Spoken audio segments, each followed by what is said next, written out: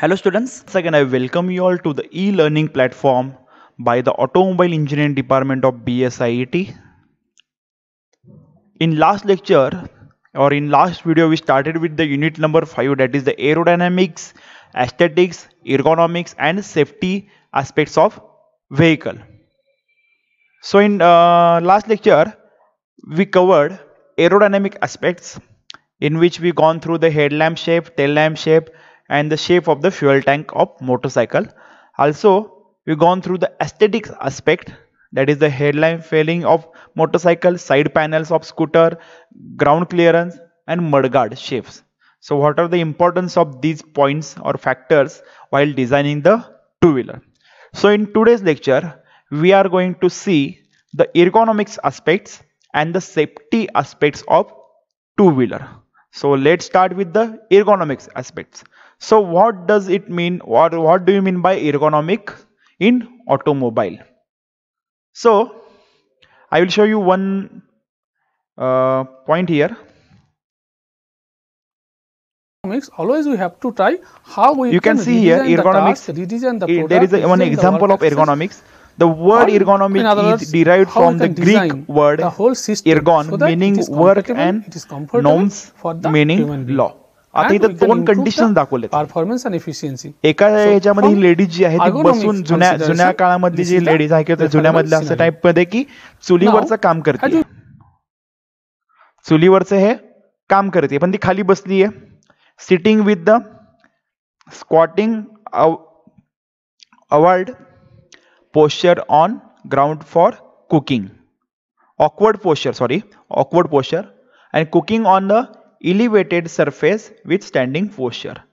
तर आता तुम्हाला जर कंडिशन दिल्या की तुम्हाला ह्या दोन कंडिशन मधलं कुठलं प्रेफरेबल आहे तर बेटर, तुम्हाला कुठली कंडिशन बेटर असणार आहे तर ही, कारण की स्टँडिंग तुम्ही आहे, स्ट्रेट स्टँड करताय आणि जो हाताची पोझिशन आहे ती सुद्धा तुम्हाला जशी कम्फर्टेबल आहे त्या पोझिशन मध्ये तुमचं प्लस तुमचं लक्ष सुद्धा राहतंय, ह्या पोझिशनवर तुमचं काय होतंय, काम होतंय. तर ह्या दोन कंडिशन मध्ये तुम्हाला सगळ्यात प्रेफरेबल कंडिशन किंवा काम करायची कंडिशन कुठली आहे तर ही स्टँडिंग कंडिशन आहे. तर इर्गोनॉमिक्स मध्ये हेच बघितलं जातंय की तुम्ही गाडी ड्राईव्ह करताना, बाईक ड्राईव्ह करताना तुम्हाला कम्फर्ट मिळायला पाहिजे, हे सगळ्यात महत्वाची कन्सिडरेशन जे आहेत ते ह्या इर्गोनॉमिक्स मध्ये केले जातात. तर आता फॉर एक्झाम्पल जर बघायचं झालं, आपली ड्रायव्हिंग पोझिशन कशी असती, आपल्या इथं राईट हँड ड्राईव्ह गाड्या व्हेकल्स आहेत. मी फोर व्हीलरचं एक्झाम्पल देतोय. जर राईट हँड ड्राईव्ह आहे, आपला गिअर जो असतोय आपल्या लेफ्ट साईडला असतोय, बरोबर आहे. आताच्या व्हेकल्समध्ये किंवा आधीच्या व्हेकल्समध्ये गिअरची जी पोझिशन होती ती थोडी लांब असायची. आता गिअरची पोझिशन एकदम जवळ घेतलेली आहे, स्टेअरिंगच्या जवळ किंवा डॅशबोर्डचं जे युनिट खाली येतं त्या ह्याच्यामध्ये गिअर शिफ्टर बसवलाय. आता तर नवीन व्हेकल मध्ये तुमच्या स्टेअरिंग मध्ये पोझिशन, आता अजून एक कन्सिडरेशन द्यायला गेलं तर जे ऑडिओ कंट्रोल जे आहे व्हेकलचं, ते ऑडिओ कंट्रोल आधी कुठे असायचं, तुमच्या डॅशबोर्डवर असायचं, पण आता कुठे ऑडिओ कंट्रोल तुमच्या स्टेअरिंग व्हीलवर येते. तर हे this is nothing but the ergonomic consideration while designing your vehicle. म्हणजे तुम्हाला किंवा ड्रायव्हरला किंवा पॅसेंजरला जास्त त्रास न होता त्याच्या कम्फर्टचा विचार करून हे सगळं केलं जातंय. तर आपण बघूया कुठले कुठले फॅक्टर्स आहेत इर्गोनॉमिक्स मध्ये. अजून एक इथं डिझाईन आहे. आता ही चेअर आहे आणि ही टेबल इकडे पोझिशन आहे, बरोबर आहे. तर समजा फोन वाजला, इथं एक पर्सन बसलाय, फोन वाजला तर त्याला उठून जावं लागेल. मग त्याच्याऐवजी हा जर सोफा जर इथं लावला किंवा टेबल जर सोफ्याजवळ लावलं तर त्याला ह्या इथं जो पर्सन असेल त्याला हे कम्फर्टेबल आहे की जाऊन उठायचं आहे किंवा उठायला लागणार नाही आहे की डायरेक्टली तो फोन घेऊ शकतोय. So these are the factors consider in ergonomics. So let's see what are the point we have to see. The different ergonomic aspects. First one is the handlebar position. So it gives rider a proper leverage to make the front wheel as his wish or as he required. म्हणजे हँडलबारच्या position ही अशी पाहिजे की जेणेकरून त्याला समोर ड्रायव्हरला proper turning घेता आला पाहिजे आणि त्याला कम्फर्टेबल, म्हणजे नाहीतर एकदम पूर्ण बेंड झालाय तो कमरेतून किंवा एकदम स्ट्रेट बसायला लागतंय किंवा हाताची पोझिशन एकदम हाईटला आहे, असं करून चालणार नाहीये. तर हे ड्रायव्हरच्या कन्सिडरेशननं त्याच्या हँडलबारचं पोझिशन पाहिजे जेणेकरून त्याला हात पण दुखले पण नाही पाहिजेत. नॉर्मल पोझिशन जसे असते आपले 90 डिग्रीमध्ये आपला हात राहायला पाहिजे. अशा पोझिशनमध्ये तुमच्या हँडलबारचं पोझिशन पाहिजे. नाहीतर एकदमच जर तुमच्या बॉडीच्या चेस्टच्या लेवलला तुमचा हँडलबार असेल तर तुम्हाला काय करायला लागणार आहे, चेस्टच्या लेवलला स्ट्रेट हात ठेवायला लागणार आहे. काही वेळानंतर हातामध्ये मुंग्या येणे, क्रॅम्प येणे हे असं होणार आहे. ते ड्रायव्हिंगला कम्फर्टेबल नाही आहे. The position of handlebar should be ergonomically correct. ते करेक्ट पाहिजेत तुमचे. It is related to riders driving comfort. जसं मागे सांगितलं की स्ट्रेट एक वेळ थोडे चालतील पण जास्त पण हाईटवर नको की तुमच्या चेस्टच्या हाईटवर आहे किंवा फेसच्या हाईटवर आहे. मग त्या केसमध्ये तुम्हाला काय होणार आहे, हातामध्ये क्रॅम्प्स वगैरे येणार आहेत.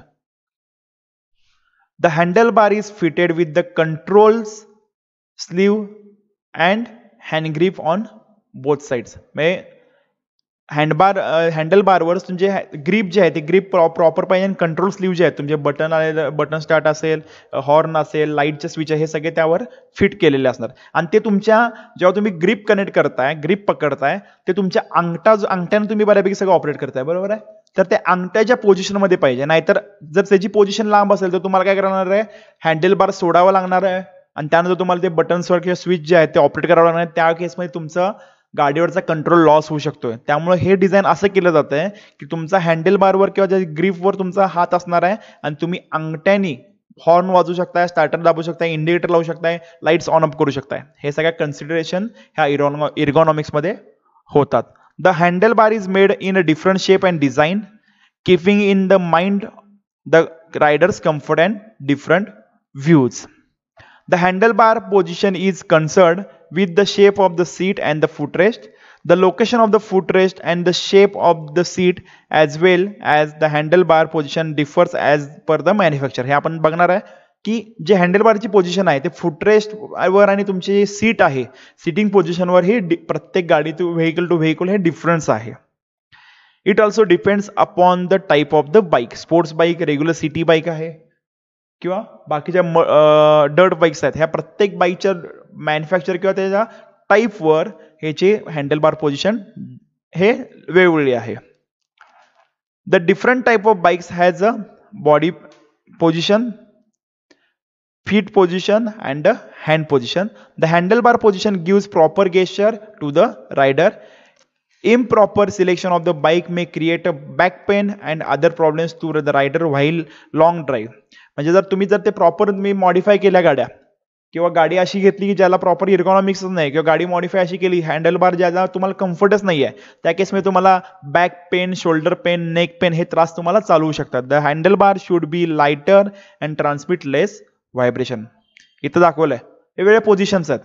ही स्पोर्ट्स बाईकची पोझिशन आहे बघा, हा 90 डिग्रीमध्ये आहे. ह्या केसमध्ये this is the best position, ही 90 डिग्री आहे प्लस ही. आता ह्या केसमध्ये समजा जर हे हँडल बार ह्या हाईटेड पोझिशनला असतं तर हा काय झाला, हात ह्याला स्ट्रेट ठेवावा लागला असता आणि स्ट्रेट ठेवायला लागला तर हातामध्ये क्रॅम्प आला. So this is the best position. हे जे पोझिशन दिलेत हे हाताची पोझिशन अशीच पाहिजे, डाऊनवर्ड्स पाहिजेत. आणि ही सगळ्या कशावर डिपेंड दिसतं तुम्हाला, सिटिंगचे पोझिशन प्लस हे जे फुटरेस्ट आहेत त्या फुटरेस्टच्या पोझिशनवर तुमचं सगळं हँडल बारचं पोझिशन जी लोकेशन आहे ते ठरतात. So this is the example of different types of vehicle for ergonomics. Next one is the race seat at the rear end. आता बऱ्यापैकी ज्या व्हेकल्स आहेत त्या सगळ्या व्हेकल्सना इव्हन आपले मोफेड सुद्धा जी रिअर सीट असते ती सगळी front to end, front point to end point ही स्ट्रेट नसती, एका लाईनमध्ये नसती. तर ते कसं असतं, फ्रंट साईडच्या जे सीट्स आहेत थोड्या लोअरला असतात आणि रिअर सीट जी आहे ती थोडी हायटेडला असते. त्याचं रिझन काय आहे, it is more convenient to both the riders and pillion rider to seat for a long trip or tour. म्हणजे लॉंग ट्रिपला, लॉंग जर्नीला चालतोय, ज्याचं डेली ट्रॅव्हलिंग भरपूर आहे, अशांना कम्फर्ट महत्वाचा आहे. फ्रंट सीट बरोबर मागच्या सीटचा जो आहे तो सुद्धा कम्फर्ट बरोबर आहे. आता एक्झाम्पल जर घ्यायचं गेलं, रॉयल एनफिल्ड बाईक क्लासिक जर बाईक घेतली तर फ्रंट सीटला प्रॉपर कम्फर्ट आहे, पण रिअर सीटला माणूस 50 किलोमीटरपेक्षा जास्त की बसू शकत नाही. 50 पण मी जास्त म्हणतोय, 20 किलोमीटर झाले तरी त्या मागच्या सीटवाल्याला त्रास होते. का तर मागच्या सीटची पोझिशन प्रॉपर नाही आहे. तर तीच जर इलेक्ट्रा वगैरे घेतली किंवा दुसऱ्या बाईक्स घेतल्या तर त्यामध्ये सिटिंग पोझिशन जी मागच्या सीटची आहे ती हाईटवर आहे आणि सीटची लेंथ, रुंदी जी आहे त्याची ती पण जास्त आहे. मग ह्या केसमध्ये तुम्हाला कम्फर्ट जो आहे तो जास्त मिळतोय. The taper portion of race seat supports the sitting arrangement of rider. The taper portion of seat supports the backbone of the rider. For pillion rider, the design of seat at the rear end is important. At the time of braking, due to inertia effect, the pillion rider should move on the front side, pushing the rider at the downward direction, not in the forward direction. It improves the comfort driving as well as sitting. आता इथं बघा, इथं हे हाईटवर आहे, seat इथं सुद्धा हाईटवर आहे, इथं सुद्धा हाईटवर आहे. जेव्हा ब्रेकिंग होणार आहे तेव्हा ब्रेकिंग मध्ये काय होणार आहे की हा मागचा जो पिलियन ड्रायव्हर असणार आहे तो काय होणार आहे, जेव्हा ब्रेक दाबतोय तेव्हा ह्याच्या अंगावर पडतोय. ह्याच्या अंगावर गेल्यानंतर ह्याचा जो फोर्स आहे तो ह्या ड्रायव्हरवर ट्रान्सफर होणार आहे. आणि आपल्या नॉर्मल सीटमध्ये काय पाहिजे किंवा नॉर्मल ह्याच्यामध्ये हा ड्रायव्हर खाली मूव्ह झाला पाहिजे, नॉट इन फॉरवर्ड डायरेक्शन. जर हे एका लाईन मध्ये असेल तर तो फॉरवर्ड मध्ये मूव्ह होणार आणि this is not good for the driver. तो थोडासा खाली बेंड झाला तर चालेल, पण असा स्ट्रेट पुढे मूव्ह झाला होता कामा नये, कारण की ही सगळी जी पोझिशन आहे ही सगळी पोझिशन त्याची मिसमॅच होणार आणि मिसमॅच झाली तर गाडीचे वरचा जो ताबा आहे, कंट्रोल आहे, तो सुटणार आहे. तर त्यामुळे ही मागची सीट आहे ती थोडी हाईटवर केली जाते, जेणेकरून जरी ब्रेक प्रेस केला तरी तो जो फोर्स येणार तो फोर्स ह्या खांद्यावर येईल, खांद्यावरून थोडासा पुढे ट्रान्समिट होईल फक्त एवढ्या पोर्शनला. जर ह्या बॅकवर जर पोर्शन जर किंवा फोर्स ट्रान्समिट झाला तर ह्याची सिटिंग पोझिशन सुद्धा बिघडू शकते. सिटिंग पोझिशन बिघडली की जो गाडीवरचा कंट्रोल आहे तो सुद्धा त्याचा जाणार आहे. प्लस हे जे शेप आहे, जो कर्वेचर शेप आहे, हा शेप कशासाठी महत्वाचा आहे तर ड्रायव्हरचा जो बॅकबोन आहे त्याला तो सपोर्ट करतोय. ड्रायव्हरच्या ज्या बॅकबोनला सपोर्ट करण्याचं काम हा जो कर्वेचर आहे तो करतोय. So this is very much important in point of view of drivers comfort. ड्रायव्हरच्या कम्फर्टच्या दृष्टीने हा जो कर्वेचर आहे हा महत्वाचा आहे, कारण हा जी सीट आहे ती सीट प्रॉपर तुमची यावर रेस्ट होते आणि तुमचा जो बॅकबोन आहे, पाठीचा जो कणा आहे त्याला ते रेस्ट करतो. दिस इज द मेन इम्पॉर्टन्स की हा मागची जे सीट्स आहेत ते सीट्स थोड्या हाईटवर केले जातात आणि ह्या कर्वेचर जो आहे तो दिला जातो प्रत्येक सीटला. So this is the rest seat at the rear end. त्यानंतर नेक्स्ट पॉइंट आहे seat arrangement for rider and pillion rider. The design of motorcycle is limited by physical constraint of making the machine work. The comfort and ease of use and ultimately safety will be determined by the type of bike we choose, and this should depends on how we plan to use it. A comfort and ease of use and ultimately safety will determined by the type of bike we choose, and this should depend on how we plan to use it. म्हणजे हे जे safety वगैरे किंवा features आहेत ते शेवटी bike to bike difference आहेत आणि आपण कुठली बाईक चूज करू त्यावर ते डिपेंड्स असणार आहेत. The seat and the footrest are at the right height for use. आता ह्या केसमध्ये हे जर फुटरेस्ट जे आहेत अजून इकडे मागे असते का ह्या ड्रायव्हर डिझाईनला, ह्या व्हेकल डिझाईनला फुटरेस्टची पोझिशन इथंच पाहिजे. ती जर ह्या व्हेकलसाठी जर इथं दिली तर ह्याला सिटिंग पोझिशन प्रॉपर मिळणार आहे काय, नाही मिळणार आहे. प्लस त्याची हाईट प्रॉपर पाहिजे जेणेकरून हे जे पायाची पोझिशन आहे ती तशी राहील. हे व्हेकल टू व्हेकल, आता ह्या केसमध्ये हे फुटरेस्ट पोझिशन इथं चालणार नाहीये, ते इथं पुढंच पाहिजे कारण की हा ड्रायव्हरला जो सिटिंग कम्फर्ट मिळाला पाहिजे.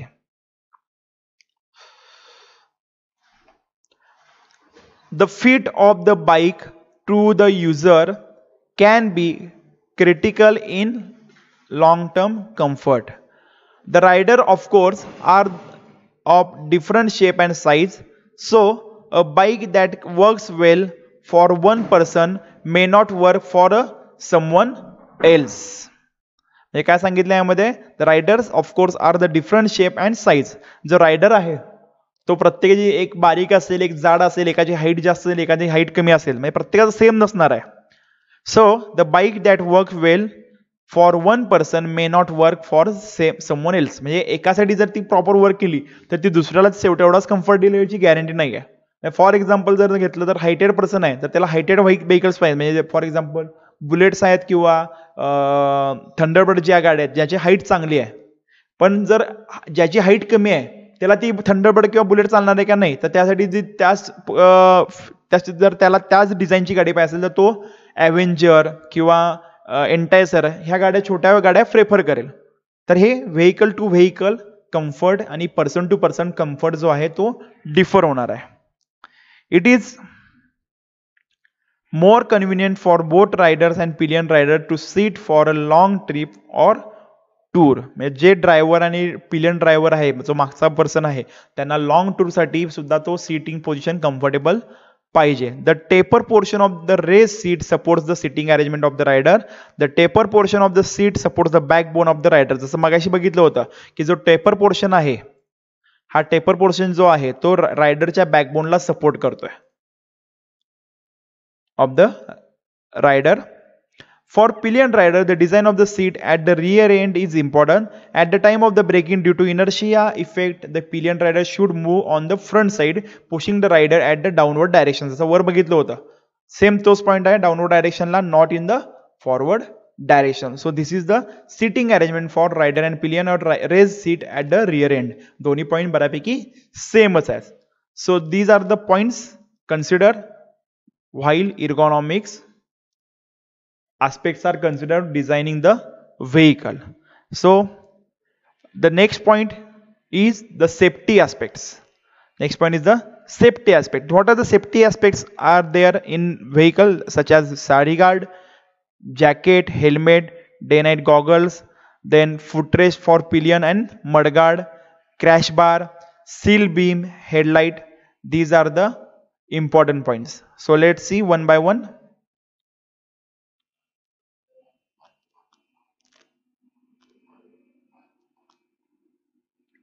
First one is the use of sari guard. The sari guard are very practical accessories that can prevent a lot of unwanted accidents.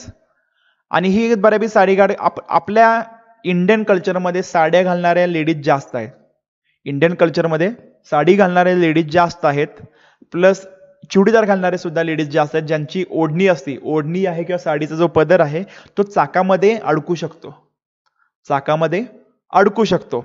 किंवा आपल्या इथं लेडीज जे साडी घालतात ते एका साईडला बसतात, लेफ्ट साईडला बसतात, तर लेफ्ट साईडला साडी गार्ड असतं का, तर साडी जी आहे किंवा त्यांचा जो ड्रेस आहे तो चाकामध्ये अडकू नये, ज्यामुळे ऍक्सिडेंट होऊ नयेत, यासाठी साडी गार्ड महत्वाचा आहे. The sari guard is a important though local piece of initiative to help loose and flowing cloth from getting tagged in the rear wheel. असे भरपूर ऍक्सिडेंट झाले ज्यामध्ये लेडीजच्या ओढणी असेल किंवा साडीचा पदर असेल, साडी जी आहे ती गाडीमध्ये अडकते, अडकल्यामुळं लेडीज जे आहे ते गाडीवरून पडतात आणि त्यांचा ऍक्सिडेंट होतोय. So this sari guard is very much important in India. There have been numerous events where female pillion riders have ended up with the injury because of the sari or dupatta they were wearing got pulled into the rear wheel, resulting in them getting either thrown off the bike or extremely events facing the risk of getting choke. म्हणजे मानेला फास बसणे, जर दुपट्टा अडकला तर मानेला फास सुद्धा बसू शकतोय आणि त्यामुळं लेडीजच्या डेथ्स झालेल्या आहेत अशा या साडी गार्ड. तर this is the important factor in vehicle. Sari guard हे पाहिजेच. So for safety purpose the sari guard is most essential. The sari guard will not only protect the rider but also the cargo from being pulled in to the rear wheel. Plus तुम्ही काही साहित्य ठेवलं किंवा काय असेल तर ते रिअर व्हील मध्ये जायसाठी ते अवॉइड करतो. So this is the importance of sari guard. त्यानंतर जॅकेट्स असतील, हेल्मेट्स आले, हे कशासाठी इम्पॉर्टन्स आहेत. ग्लोव्ज आले. आजकाल तुम्ही बघताय की रायडर्स जे असतात तर रायडर जॅकेट वेगळं मिळतंय, त्याला ग्लोव्ज वेगळे मिळतात, रायडरचे ग्लोव्ज. पुन्हा रायडर मास्क वेगळा असतोय, रायडर हेल्मेट वेगळा असतोय, रायडरचा नी गार्ड असते, रायडरचे शूज आहेत. हे सगळे पॉईंट्स कशासाठी महत्वाचे आहेत तर सेफ्टीसाठी महत्वाचे आहेत. While driving motorcycle use of proper jacket to cover the body. The jacket closes the body completely. Due to the wind, our clothes blow continuously, making tedious sound which has very enormous, that is undesirable. Jackets never stick to the body. These are made from the impregnated laminated cloths. These are lightweight and high resistance to sunlight, wear and tear resistance in case of accident. Water droplets are not sticking. Jackets adds the effective driving values. These are available in dark glowing colors with the radium spectrum so that the night driving it shows your presence on the road. तर ह्यामध्ये काय सांगितलंय, तर जे leather jackets येतात किंवा जे driving jackets आहेत ते अंगाला स्टिक होत नाहीत, जरी पाणी पडलं तरी ते पाणी शोषून घेतात. तर ह्यामुळे काय होतंय, तर तुम्हाला ड्रायव्हिंग कम्फर्ट मिळते. प्लस डायरेक्टली जर तुम्ही नुसतं शर्ट वगैरे टी शर्ट घालून चाललाय तर हाय स्पीडमध्ये तुमचे जे टी शर्ट्स असतील किंवा शर्टमध्ये वारं जाऊन तर ते काय होतं, उडतात. तुम्हाला ड्रायव्हिंग कम्फर्ट मिळतं, इनकम्फर्ट मिळतोय, तुम्हाला कम्फर्टेबल ते वाटत नाही राईट. प्लस काय होतंय की जे जॅकेट्स आहेत जॅकेट्सला एक रेडियम टाईप काहीतरी एक जसं इथे दिलंय there these are available in dark glowing colour. ग्लोईंगचे तुमचे स्ट्रिप्स असतात ते जे जॅकेटवर जे लावल्यामुळे काय होतंय, तर मागच्या नाईट ड्रायव्हिंगच्या वेळी मागच्या पर्सनची जे व्हेकलची लाईट पडेल तर तुमचे जॅकेट काय होते, ग्लो होते, जेणेकरून मागच्या पर्सनला कळेल की तुमचं समोर एक व्हेकल आहे, व्हेकल चाललेले आहे, टू व्हीलर चाललेले आहे. So in that case jacket is also important. Plus गाडीवरून पडलं किंवा काय झालं तरी तुमचं डायरेक्टली तुम्हाला बॉडी कॉन्टॅक्ट होणार आहे, तर जॅकेट कॉन्टॅक्ट होणार आहे, त्यामुळे तुमची इंजुरी तुमची अवॉइड होते. त्याचबरोबर helmet. The primary goal for the motorcycle helmet is to protect the rider head during the impact, thus preventing the and or reducing the head injury and saving the rider's life. असं म्हणत नाही की 100% save होणार आहे. Helmet घालून सुद्धा मोठा accident झाले तरी डेथ ही होऊ शकते, काही इंजुरी होऊ शकते. पण this is the primary precautions we have to take. म्हणजे हेल्मेट असल्यामुळे काय होणार आहे, जे डायरेक्ट जर तुम्ही गाडीवरनं पडला आणि डायरेक्टली जे तुम्हाला जर डोक्याला मार बसणार आहे, डोक्याला मार बसल्यानंतर जे तुमची इंजुरी होणार आहे किंवा जे काय होणार आहे ते तरी तुम्ही अवॉइड करू शकताय. This is the preventive safety. Some helmets providing additional convenience such as ventilation, face shield and ear protection. काही याच्यामध्ये फेस शिल्ड सुद्धा आता बऱ्यापैकी सगळ्या हेल्मेटला फेस शिल्ड येतात, त्या काही याच्यामध्ये गॉगल ग्लासचे येतात, काही याच्यामध्ये प्लेन येतात. The helmet is use to protect the head injury in at front, rear and head restraint. The helmet protects against the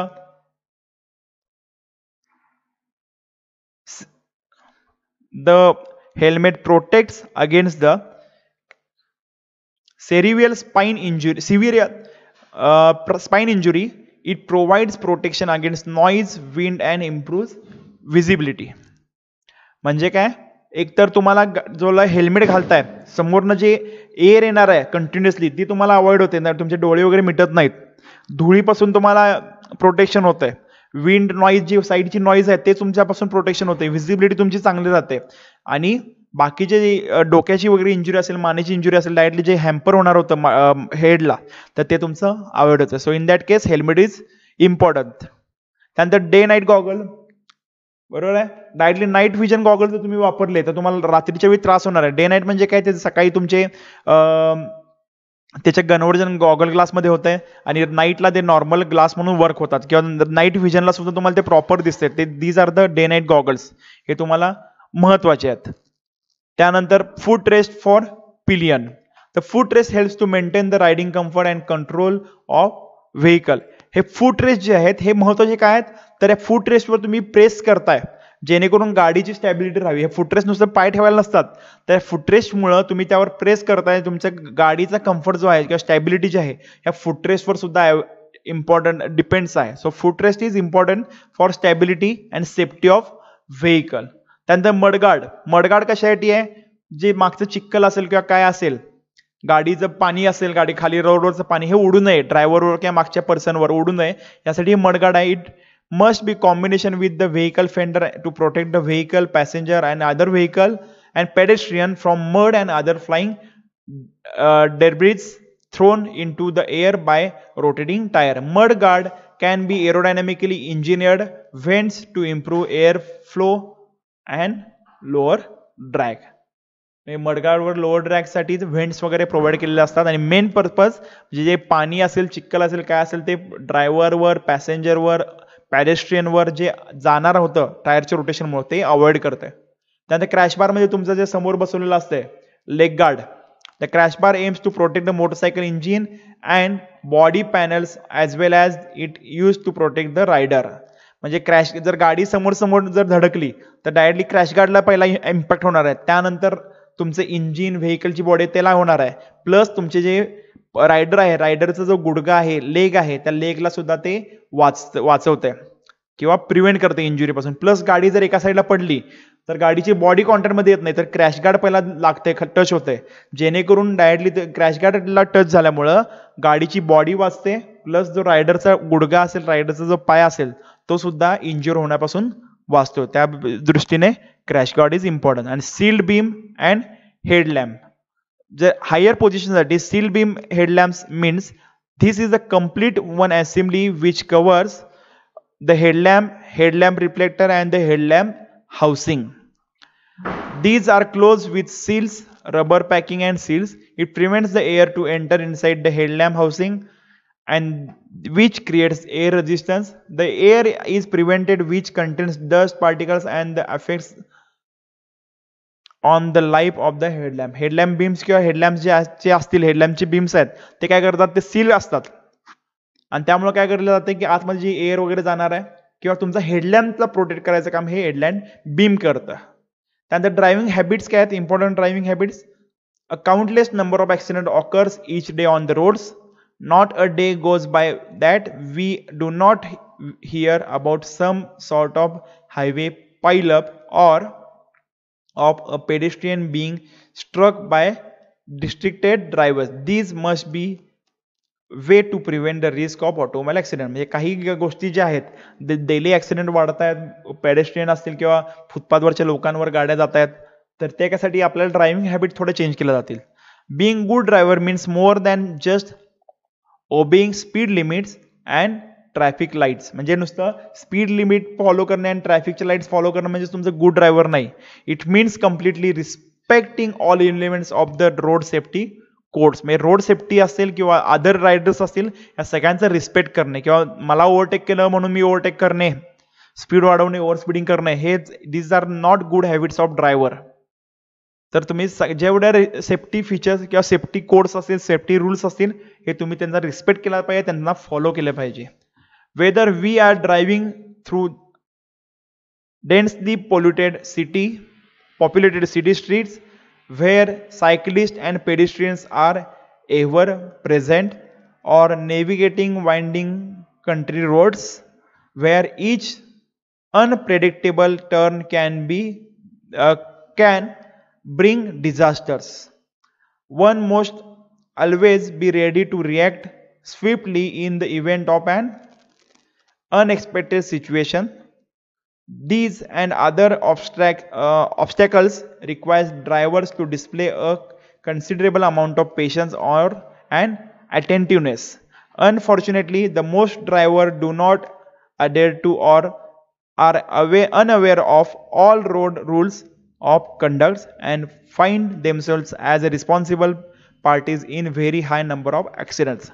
म्हणजे इन शॉर्ट काय, तर ड्रायव्हरला किंवा तुम्हाला सगळे रूल्स माहीत पाहिजेत, किंवा सडन होणाऱ्या रिॲक्शनला तुम्ही तयार पाहिजे, जेणेकरून तुमचं माइंडसेट असा पाहिजे की तुम्ही तेव्हा प्रॉपर डिसिजन घेतला पाहिजे. त्यासाठी काय आहे, you should know all the safety rules and precautions तुम्ही सगळ्या घेतल्या पाहिजेत. गुड ड्रायव्हिंग हॅबिट्स काय आहेत, ऍक्सिडेंट अवॉइड करायचं, use safety device, helmet, jacket, shoes, hand gloves वापरणे, use various indicators, horns, high and low beam lamps while driving. म्हणजे right turn घ्यायचं तर राईट इंडिकेटर लावा, लेफ्ट टर्न घ्यायचा लेफ्ट इंडिकेटर लावा, प्लस हॉर्न प्रेस करा. तुम्ही समोर ओव्हरटेक करताय किंवा टर्न आहे ते हॉर्न प्रेस करा. त्याचबरोबर तुम्ही ओव्हरटेक करताना समोरून गाडी येते तर हाय बीम लो बीम तुम्ही यूज करा. समोरून गाडी येते तर तुम्ही low beam, high beam to low beam तुम्ही शिफ्ट व्हा. हे these are the good driving habits. When applying the brakes use both front and rear brakes. नुसता फ्रंट ब्रेक जर तुम्ही अप्लाय केला तर गाडी मागून उचलणार आहे. So apply both front and rear breaks.